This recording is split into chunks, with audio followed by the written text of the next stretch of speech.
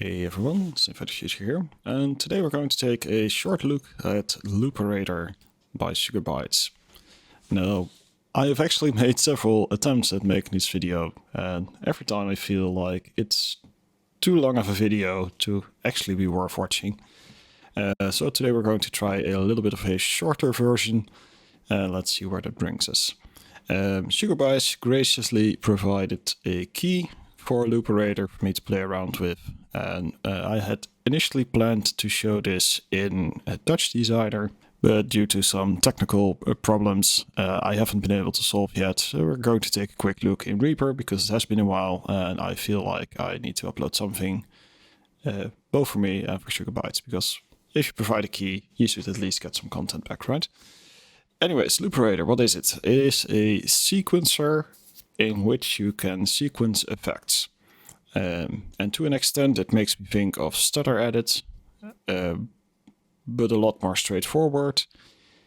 Or maybe Cable Guy's Shaper Box, but with more effects in the same page and with a sequencer.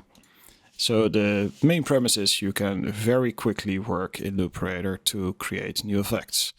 I will be showing some demos both with XLL Audio's XO for some drum loops, and I will splice in some footage of some arpeggios and other stuff as well. So here's our main drum beat.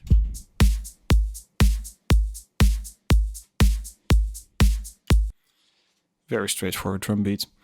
And you can see that Looperator slices it.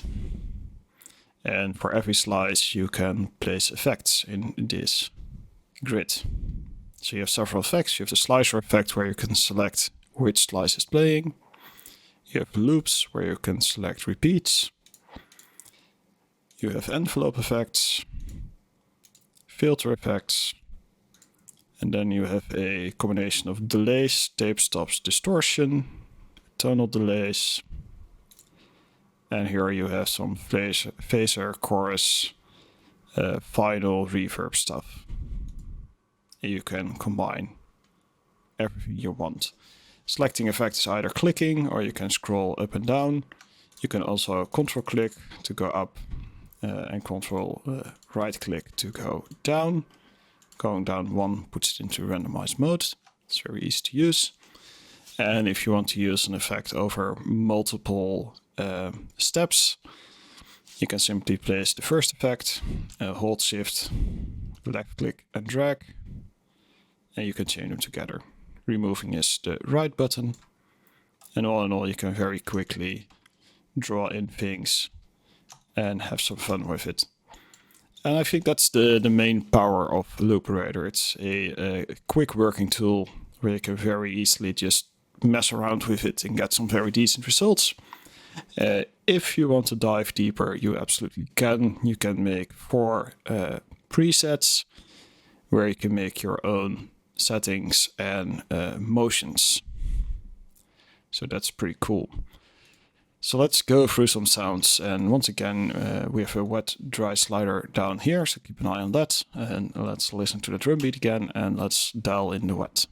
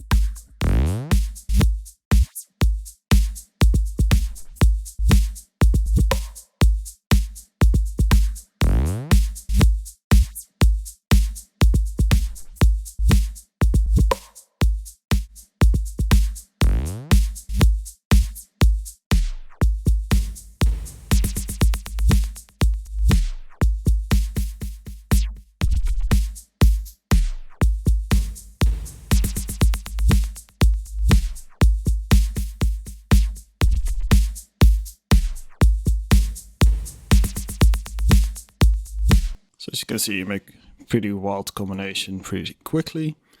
And combine this with some very nice randomization features. You can actually hit random a bunch of times and fun things do happen.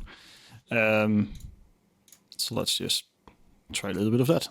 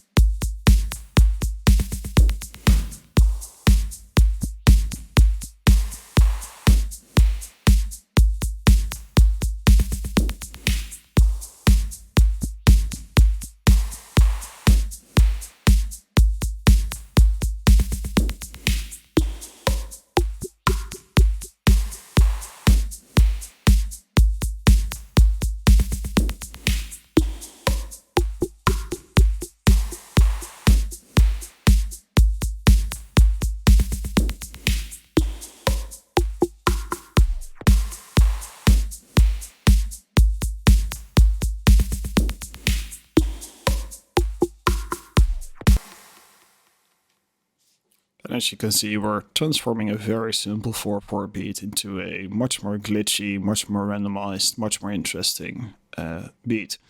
Now, the sort of downside of Looperator is that it has a very specific sound, so it really is into that kind of glitchy vibe.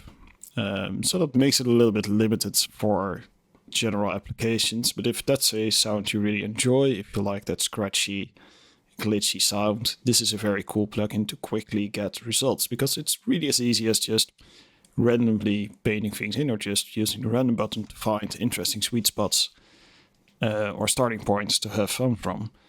Aside from having this singular grid, the other fun thing is that you can actually put it into the remote list, and here you can assign MIDI keys. So you can, for example, say I want this preset to be assigned to C0, and if you input C0, it will switch to that specific plugin, that specific preset. So you can actually make a list of all sorts of presets and switch through them using a keyboard, which actually makes it viable for live use as well, if you have a good memory. It wouldn't work for me. but definitely viable. It's anyways a very nice tool to use quickly because there's not that much on the surface, and I think that's really the key feature here with things like, for instance, Starter Edit, which I've loaded here. I actually never use because it really puts a lot of stuff in the front, which is kind of awesome because it has a lot of options and functions. But it's also very meticulous. It takes a lot of time to dial things in.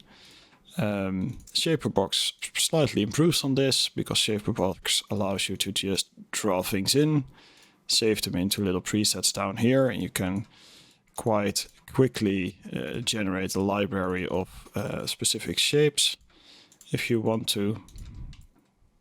I kind of forgot how Shaperbox works, which makes it a little bit trickier. But in general, that's kind of the idea, so you can quickly switch through shapes, which can also be MIDI triggered.